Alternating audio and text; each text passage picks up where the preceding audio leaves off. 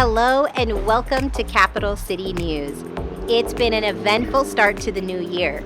Just last week, President Joe Biden and Madam Vice President Kamala Harris were sworn into office. Here in Utah, the 64th annual legislative session kicked off and is now underway until March 5th.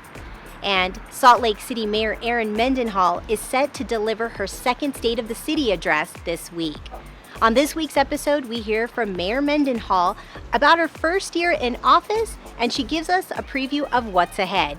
And our History Minute is about Abraham Mejia, owner of the first Mexican restaurant in Salt Lake City. Let's get started with our legislative update and look back. At its January 19th meeting, the City Council held a moment of recognition along with the mayor to honor the lives lost both nationally and locally to COVID-19.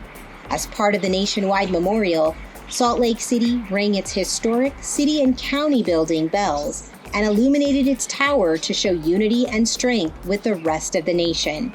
The council also noted that federal CARES Act funding is in the works.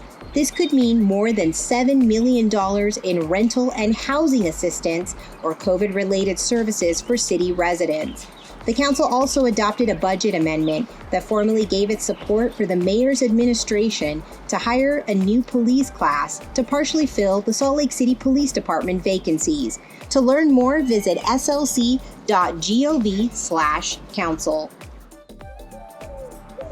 The COVID-19 vaccination rollout is underway in Utah. Due to a limited supply, the Utah Department of Health is prioritizing distribution. A vaccine timeline is in place. First responders, healthcare workers, long-term care facility staff and residents, K-12 school staff, and people who are 70 years and older are now eligible to get the vaccination. For details, or to schedule an appointment, contact your local health department or visit coronavirus.utah.gov/vaccine.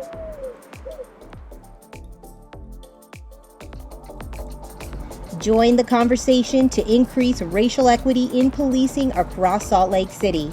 There are a number of ways to get involved and share your voice with the Salt Lake City Racial Equity in Policing Commission. The next opportunity is a public listening session on Thursday, January 28th at 6 p.m. To learn more, share your voice, or tune in live, visit slcrepcommission.com. As the commission works to examine the current policies, programs, culture, and budget of the Salt Lake City Police Department, your experience, your advice, your ideas are needed to help create a safer and more inclusive city. The Commission will consider public feedback to formulate their recommendations to Mayor Erin Mendenhall and the City Council.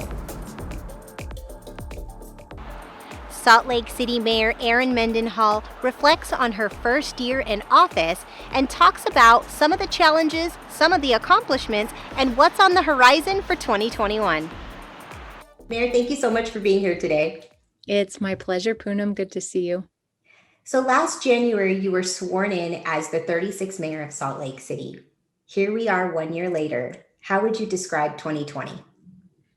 Oh, powerful, unearthing, and I mean that literally and figuratively. We had obviously earthquakes and an inland hurricane that turned our earth and moved things around. But I think the pandemic and the social movement and the intersectionality of some of those events that we're still unpacking is allowing us to get deep into the structures of our government, from a federal to a local level, and the way we exist as society.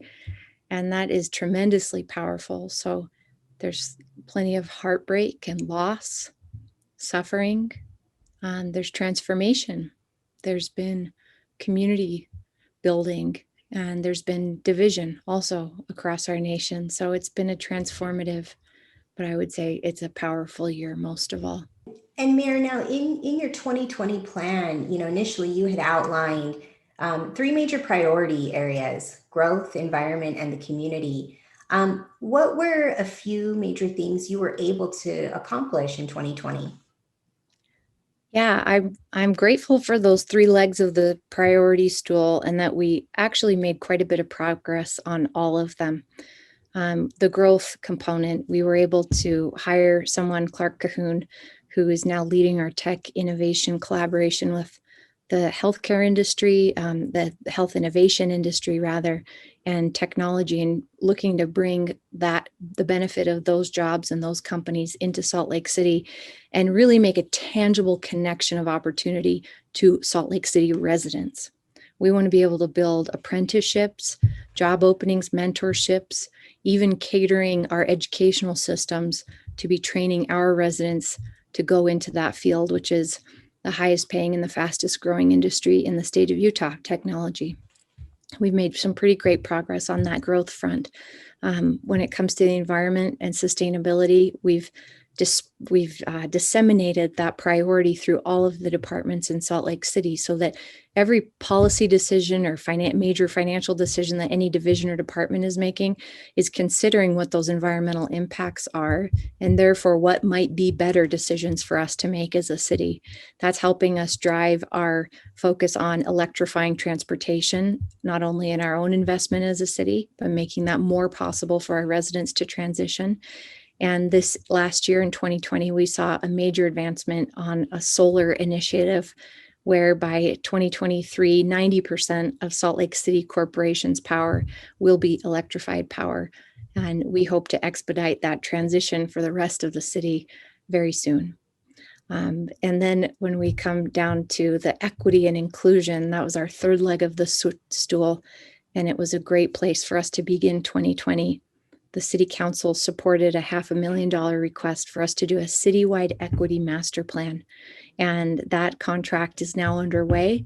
We invite all of our Salt Lake City family employees and the communities to look at participating with us in the coming months as we do that work with a third party, because no city or corporation should evaluate themselves about opportunities for greater equity. But please look for that in the near future as we hopefully, and our intention is to transform the way that we work within our corporation and with our entire community. Let's talk a little bit about what's on the horizon here for 2021. You're delivering your second State of the City address next week. Could you give us some kind of a preview and share maybe some details on priorities that you want to focus on? I'll give you a little glimpse, and it starts with an amplification of those three priorities we led out with last year.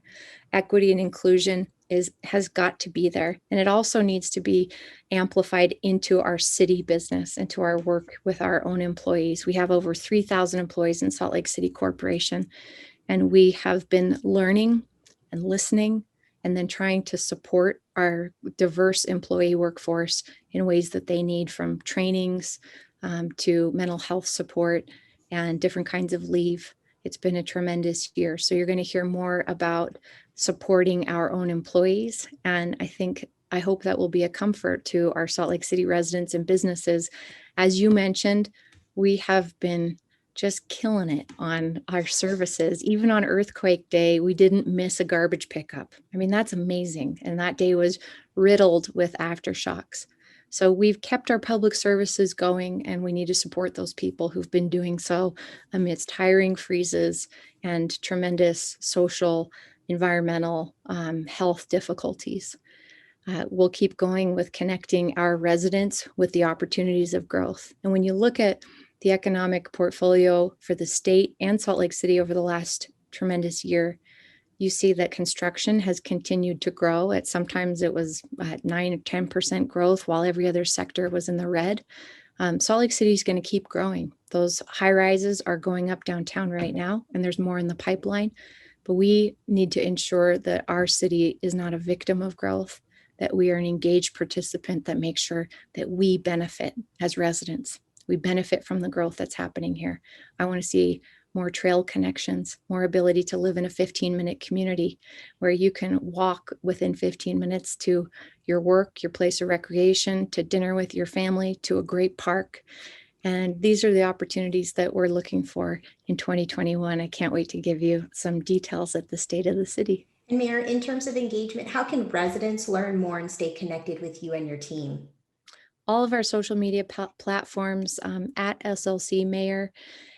You can come to community council meetings, public hearings. There's always a general comment section at the city council meetings, which happen on Tuesday nights, most Tuesday nights. That council schedule is also available. But tune in on whatever platform works best for you. SLC TV is another great way to stay in touch. So please find ways this year to get engaged because Salt Lake City is on the rise. We are growing, and we want to grow with you and in a way that benefits you. Next up is our History Minute. Born in Veracruz, Mexico in 1864, Abraham Mejia immigrated to the United States as a young man. After stints in Texas and Arkansas, he settled in Salt Lake City in 1903, which made him and his family one of the first Latino families to live in Salt Lake City. He then opened the city's first Mexican restaurant. It began in 1904 as a stand in front of the St. Elmo Hotel at 55 West Broadway. He gained renown for his Mexican dishes. Cited specifically in papers at the time were the quality of his chili con carne, tamales, and his oyster cocktails. By 1907, he'd become enough of a success to open the Eagle Gate Cafe at 44 East, 100 South, guaranteeing to serve nothing but genuine Mexican dishes, short orders, and all kinds of sandwiches. In 1912, the paper wrote of an attempted holdup of Mejia in his restaurant, but he scared the would-be thieves away, chasing them with a kitchen knife. Mejia became a pillar of the community as he worked in his restaurants. He was an interpreter for the Salt Lake City courts and served for a time as the honorary Mexican consul. He passed away in 1927 at the age of 63, an important and influential member of the community. Thank you for joining us for another episode of Capital City News. Tune in next time to stay up to date on all the latest. For SLC TV, I'm Poonam Kumar.